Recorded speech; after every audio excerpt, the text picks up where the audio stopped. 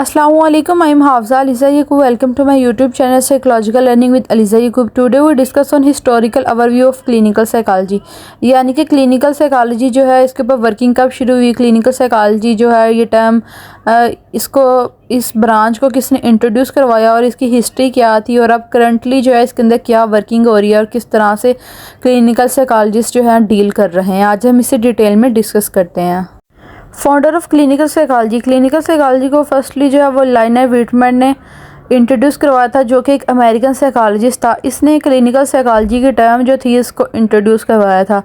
10 years later in 1907 Whitman was to found the first journal of this new field, the Psychological Clinic, where he coined the term clinical psychology, defined as a study of individual by observation or experimentation with the intention of promoting change.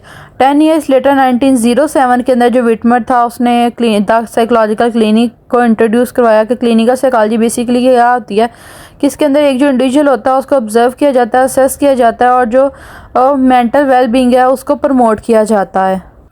Y it is important to know the history of clinical psychology history को जानना अहम क्यों है या ज़रूरी क्यों है। This can help to better evaluate current psychological finding. इसके ज़रिए हमें पता लगता है कि जो पास्ट में थी ये क्लिनिकल साइकोलॉजी क्या थी और अब जो है करंटली इसके अंदर क्या क्या चेंजिंग आई हैं, क्या क्या फाइंडिंग जो है वो आई हैं। This historical awareness can also contribute to your personal ability to critically evaluate contemporary ideas. इसके ज़रिए क्या होता है कि जो इंडिविजुअल होता है उसको अवेयरनेस मिलती है और वो और ज़्यादा अपना इंटरेस्ट जो आइडियाज़ हैं वो भी शो करवाता है।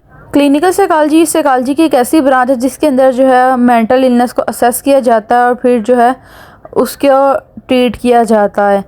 अब नॉर्मल बिहेवियर और साइकेट्रिक प्रॉब्लम्स जो होती हैं उनको भी फाइंड आउट किया जाता है और ट्रीट किया जाता है।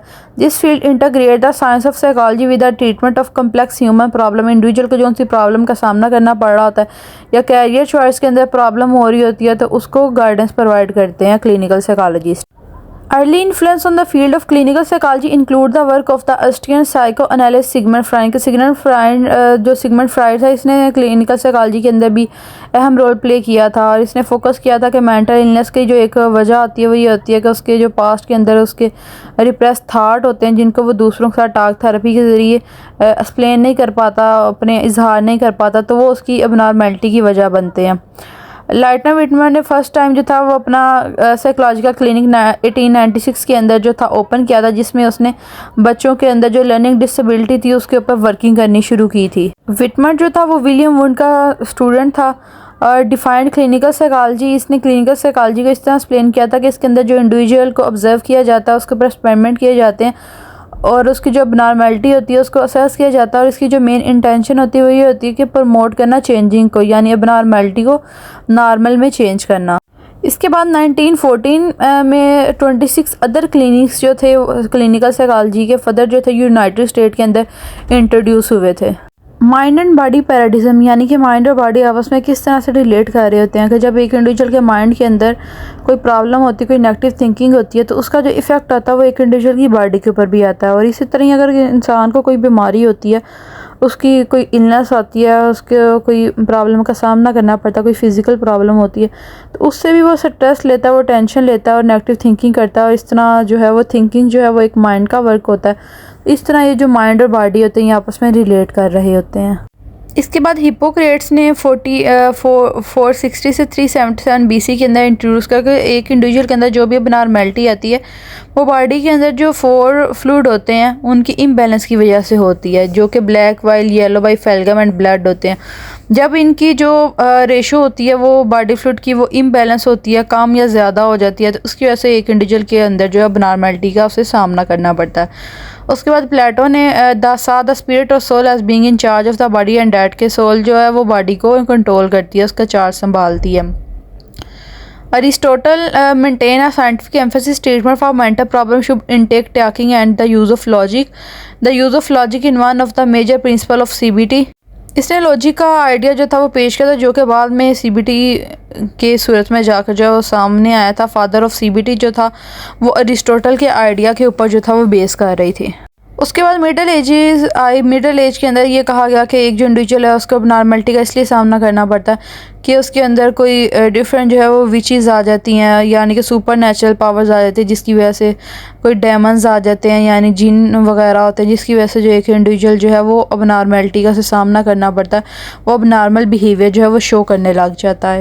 इसके बाद रिनाइसेंस पीरियड आया जिसके अंदर डिफरेंट जो थी वो डिस्कवरीज की गई थी डिफरेंट फील्ड्स के अंदर, और एम्फसाइज़ किया गया था कि ऑब्ज़र्व किया जाए और एक्सपेरिमेंट किए जाएं, रैदर जन के रिलीजियस बिलीफ बना लिए जाएं कि कोई भूत वगैरह हैं। इसके अलावा एक इंडिविजुअल को जो है वो प्रॉपर एग्जामिन किया जाए, ऑब्ज़र्व किया जाए और उसको जो नॉर्मेलिटी है उसको फाइंड आउट किया जाए। इसके बाद मेंटली इल जो लोग थे उनको बहुत बुरी सिचुएशन का सामना करना पड़ रहा था। उसके बाद जो था असाइलम इंट्रोड्यूस करवाया गया जहाँ पे नॉर्मल जो लोग थे वो जो मेंटल डिसेबल थे वो रहते थे, और लेकिन वहाँ पे उनके साथ बहुत बुरा रवैया होता था, प्रॉपर उन्हें खाना नहीं था मिलता, लाइट नहीं थी होती।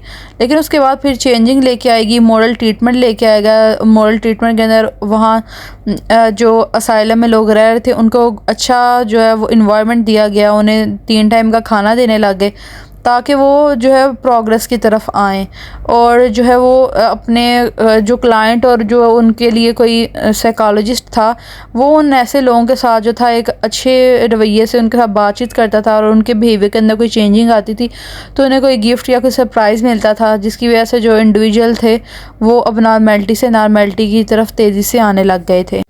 लेकिन उसके बाद जो थी वो असाइलम में तादाद ज़्यादा होने लग गई थी, फ़ंड्स उतने इकट्ठे नहीं थे हो रहे, जिसकी वजह से ज़्यादा प्रॉब्लम फिर से होने लग गई। फिर डिफरेंट जो था वो नज़रिया पेश किया गया जो एमिल अर्पली ने किया कि जो भी अब नॉर्मेलिटी हो रही है वो कोई फ़िज़िकल प्रॉब्लम है, जिसकी वजह से जो है वो अब नॉर्मेलिटी का इंडिविजुअल को सामना करना पड़ रहा है। इसके अलावा विलियम जेम्स ने और स्टानले हर ने अपना नज़रिया पेश किया। William James establish psychology lab. William James ने साइकोलॉजी की एक लैब जो थी वो इंट्रोड्यूस करवाई थी ताकि वहाँ पे डिफरेंट साइकोलॉजी का रिलेटेड जो प्रॉब्लम्स हैं, जो डिसऑर्डर हैं, उनके बारे में एक्सपेरिमेंट किए जाएँ ताकि ट्रीटमेंट की तरफ इंडिविजुअल को लेके आया जाए। बीने ने इंटेलिजेंस टेस्ट को इंट्रोड्यूस करवाया था एक लेबॉरेटरी के अंदर, जहाँ पे जिसको बाद में फिर एक इंडिविजुअल की इंटेलिजेंस को IQ को चेक करने के लिए यूज़ करने लग गए थे। उसको डिसेबल चिल्ड्रंस के ऊपर भी अप्लाई किया जाता था कि उनको जो भी प्रॉब्लम का सामना है, कोई जो डिसेबिलिटी है उनके अंदर, कोई एजुकेशन से रिलेटेड अगर कोई लर्निंग डिसेबिलिटी है तो वो उनका IQ जो है वो चेक हो जाए कि वो उनका IQ जो है वो नॉर्मल है या वो लो है। फ्राइड ने साइको एनालिटिक थ्योरी जो थी वो पेश की थी, जिसके अंदर उसका ये कहना था कि अनकॉन्शियस माइंड के अंदर जो रिप्रेस थाट्स होते हैं, कन्फ्लिक्ट्स होते हैं, उनकी वजह से जो एक इंडिविजुअल है वो आगे उसके ड्रीम जो होते हैं उसके ज़रिए उसने एक्सपेरिमेंट किया, इंटरप्रिटेशन ऑफ ड्रीम। उसने अपनी बुक के अंदर भी ये सारा कुछ एक्सप्लेन किया कि जो अब नॉर्मेलिटी जो होती है वो उस रिप्रेस थाट की वजह से आती है। यही अगर एक इंडिविजुअल टॉक थेरेपी करवा दे, वो आहिस्ता आहिस्ता उसके जो माइंड के अंदर जो चीज़ें हैं अगर वो दूसरे के साथ किसी ट्रस्ट पर्सन के साथ उनका इजहार कर देता है तो वो जो उसके ख्यालात होते हैं वो रिप्रेस नहीं रहते, वो इजहार हो जाता है, तो फिर एक इंडिविजुअल जो है वो पॉजिटिव बिहेवियर की तरफ आ जाता है। और यही अगर एक इंडिविजुअल अपने रिप्रेस थाट को रिप्रेस करता है, अपनी जो अनकॉन्शियस माइंड के अंदर जो चीज़ें होती है उसको एक्सप्लेन नहीं करता, टॉक थेरेपी के ज़रिए उनको बाहर नहीं लेके आता, तो एक इंडिविजुअल जो है वो नॉर्मेलिटी का शिकार हो जाता है। वर्ल्ड वार के बाद जो जिन लोगों को पोस्ट ट्रॉमेटिक स्ट्रेस डिसऑर्डर था, जिनका कोई जो भी उन्हें नॉर्मेलिटी का सामना करना पड़ता, वो पोस्ट ट्रॉमेटिक डिसऑर्डर की सूरत में उनको चेक एंड बैलेंस किया गया। इसके अलावा army alpha and army beta जो टेस्ट है वो इंट्रोड्यूस करवाए गए, उन्हें लोगों के ऊपर अप्लाई किया गया। एक टेस्ट जो था वो वर्बल था और इजी लैंग्वेज में था, ताकि जो लोग नहीं एजुकेटेड नहीं हैं वो भी उसके बारे में आसानी से जवाब दे सकें, जो कि जबकि आर्मी बीटा टेस्ट था वो वर्बल लैंग्वेज में नॉन वर्बल में था, और वो जो पढ़े लिखे एलिजिबल पर्सन थे वही उसका रिप्लाई कर सकते थे।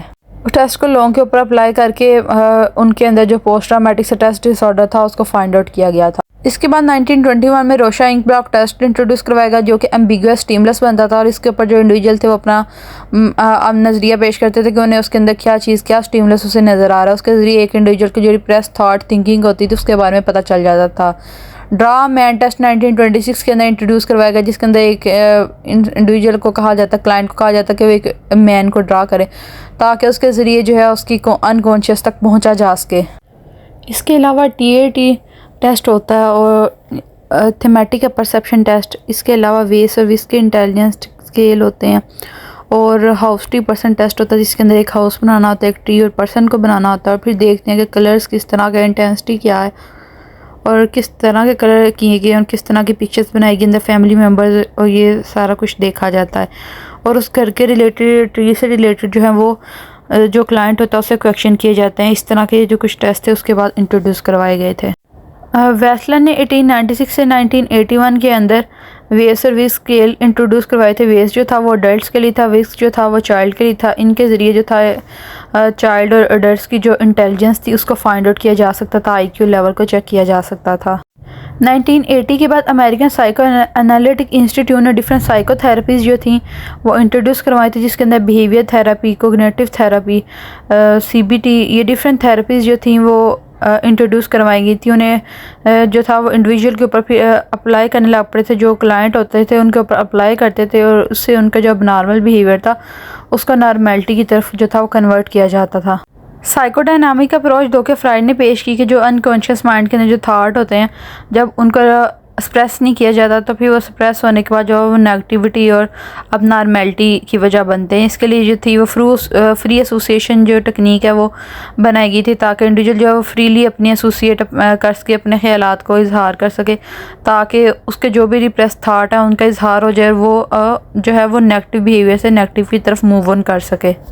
CBT cognitive behaviour therapy apply की, जिसके ज़रिए क्या था कि जो कोग्निशन थी उसको चेंज किया जाता था, पॉजिटिविटी को जो था वो इम्प्रूव किया जाता था और नेगेटिव थिंकिंग को ख़त्म किया जाता था। ह्यूमनिस्टिक पर्सपेक्टिव को इंट्रोड्यूस करवाया गया था, जिसके ज़रिए जो ये कार्ल रोजर ने पेश की थी कि इंडिविजुअल जो है वो सेल्फ एक्चुअलाइज हो जाता है, ख़ुद को फाइंड आउट करता है, अपनी सेल्फ को फाइंड आउट करता है। इसके अलावा इक्लेक्टिक अप्रोच थी, यानी कि मिक्स्ड अप्रोच, जिसके अंदर अगर एक क्लाइंट आया तो उसके देखा जाए कि उसके ऊपर कौन सी जो थेरेपी होगी वो ज़्यादा ठीक रहेगी।